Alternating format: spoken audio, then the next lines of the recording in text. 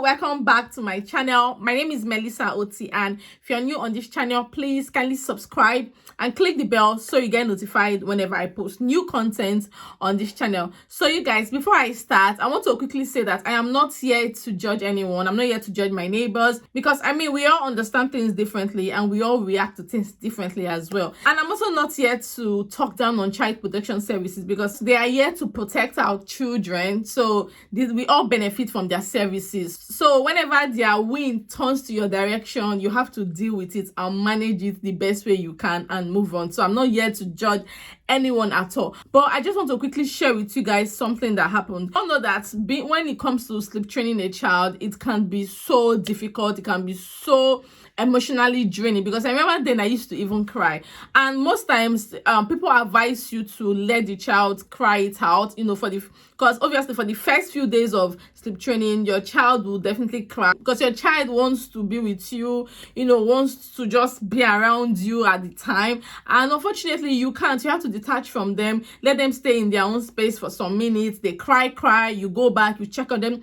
It's a very, very difficult process, I must say. It is so difficult. So when I was sleep training my son would cry. For the very first night, my son cried for like about 1 hour non-stop. We had a digital camera installed in his room, so we would just monitor him using the camera to know what he's doing, to be sure that it's very fine and it's safe. So he would cry, and then after every 15 minutes, we'll go check on him, and stuff like that. So just like a back and forth thing. And that first night was awful. In fact, at the end of the day, I ended up bringing him to our room because he would not settle. I could not sleep. I was restless. I could not even do anything when he was crying, because I think that's just what comes with your babies crying. When your babies are crying, you're so confused. Myself, I make mistakes. When my kids are crying, I can't concentrate. I can't do anything. I make mistakes. If I'm cooking, I would definitely have to stop my cooking, because that food would turn out bad. First day was awful because he cried for up to like an hour, if not more. Then at the end of the day, I gave up. I told my husband I'm not doing. I just went to his room, grabbed him and took him to my room. Now the next night, I watched YouTube videos, I called some friends, and I remember a particular YouTuber, Sharon and Family. She talked about how she sleep trained her daughter, and I seeked her advice. She told me things and stuff like that. And also my friend Faith Journey, she also encouraged me, and some other people would just encourage me that I should not give up. I should keep being persistent. With time, you will get used to it. The next night we did the same thing, took him to his bed, pampered him and stuff like that. The moment I left his room, he started crying.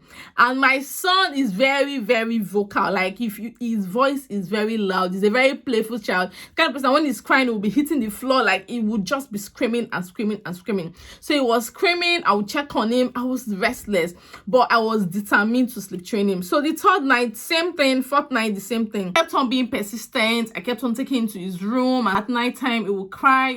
But things was getting better. There was progress. So that gave me like the drive to keep on taking him to his room. So like the week after, I got a call from Child Protection Services. I don't know, like the whole thing was just so confusing, because I know I've heard a lot about Child Protection Services. I've heard a lot about social services, how they take people's kids from them if they suspect abuse, or you're not looking after your children well and stuff like that, or you're denying your kids of their basic human rights or things like that. So I've heard a lot about them. I've heard stories, but I've never had any encounter with any governmental body or anything like that. I've just been in my lane since I came to this country. But I got a call from them that someone reported me, or rather us, to them, that a child is always crying in my house every night and disturbing. At the point I was on a call with them, I did not even remember the whole sleep training thing and stuff like that. Like it did not cross my mind. What was in my head at the point was my child crying and disturbing everyone around. Like, how is that even possible? So I told them how. It's not possible. They said yes, that they got a report that my child always cried between these hours, blah blah blah. Then I tried to explain to them, because see, if you know me personally, I am a very, very outspoken lady. I cannot be intimidated. My husband too is also like me, if not more. Is very, very, very outspoken and can never be intimidated. But for the first time in my life, I just felt I felt down. I felt intimidated. I could not even explain. Like I was not coherent. So maybe because of the way I was stuttering and stuff like that, They were like, they will come down to my house to check my child. By the time this whole thing happened, my child was not vocal, so there was no way they could interrogate him. Right? The best they could do was probably to check him, and I don't know, probably ask questions, ask GP. It wasn't even in nursery at the time, so I don't know how they did their investigation. But the very first thing they did was they rang me, and then they said they would come to the house. And yes, of course, they came to the house. They checked him, you know, just checked him generally. My son is a very, very healthy boy. Like, he is so healthy. He's currently 2. Eats clean and he's very, very healthy. Seeing him, you just know that he's well taken care of. In fact, my kids, when you see my kids, you will know that their parents are very intentional about them. When they came, my husband was around, so we explained everything to them that no, this is it. We've been trying to sleep train him, and of course, we got permission from my health visitor. As a matter of fact, it was even my health visitor that encouraged us that if we are ready to sleep train him, that yes, we can go ahead, because obviously it was about clocking 1 then, so it was ready and stuff like that. They explained every single thing to them, that it could be that he's currently in the crying out stage and this is bound to happen. The good thing is that they were actually calm, because the person that spoke to me over the phone wasn't entirely like chill, so I was scared. I was so scared. There's nobody. I rang a lot of my friends and they're like, no, calm down, it's not a big deal, he's your son, right? We know him, we know you take care of him very well, don't worry, relax. They are not going to take him away from you or anything like that, as long as you make them believe that this is the reason why he has been crying. Well, luckily they came, they checked him and stuff like that, and then they said okay, that they are going to do their findings and then get back to us. Trust me, you guys, that period I was very tense, I was very scared. And that brings me to, why are people like this? Like, you hear a child cry constantly every night. What stops you from going into that house where you hear the cry a lot and ask the parents if you truly care?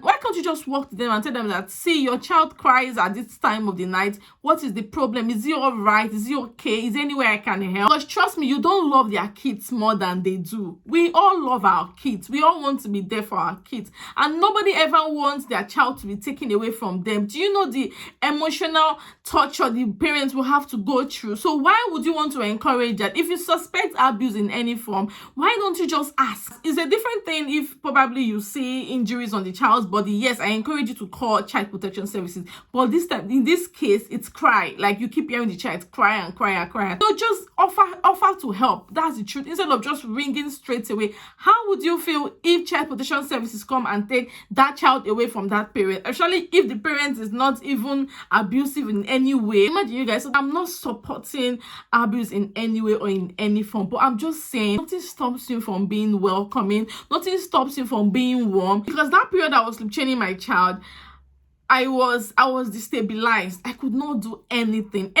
See, once it's night time, once it's approaching 7-8 p.m, I become very unsettled because I know my child is about to cry. Like, but then I really wanted to sleep training because I knew that it was just the best for him. It's making me very emotional right now, because thinking about that very day I got that call, it was as if the flush just opened for me to enter. I was scared, I was shaking, I was like, are they coming to take my child away from me? Like, I was just really, really scared. Like, country like this, you don't even want to have anything that will stain your record. You don't want to have any encounter with governmental bodies or anything like that. You just want to be in your lane, live your life, make your money, you know, just live a very happy life with no drama or anything related. So you guys, that was what happened. I think they did an investigation. They probably rang GP or check his hospital record if he's always falling sick and coming to the hospital, because my child he's a very healthy boy, the type that does not even fall sick. Everything, and then the case was closed. So you guys, yeah, that was what happened. It was like a semi-detached house, so it was very obvious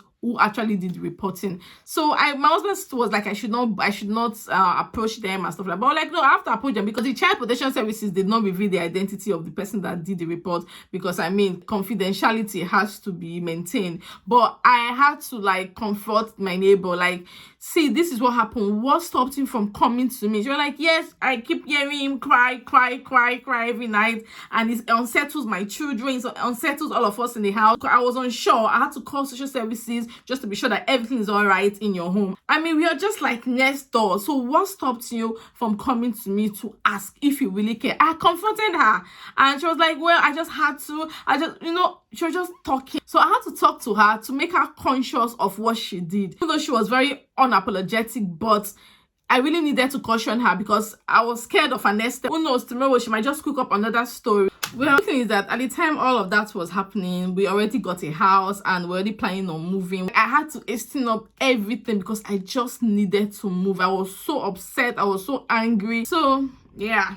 So you guys, have you ever had any encounter with social services? How did it go? Have you ever had like an encounter with a bad neighbor? So have you ever had any of these encounters? Share with me in the comment section, you guys. So thank you so much for watching this video.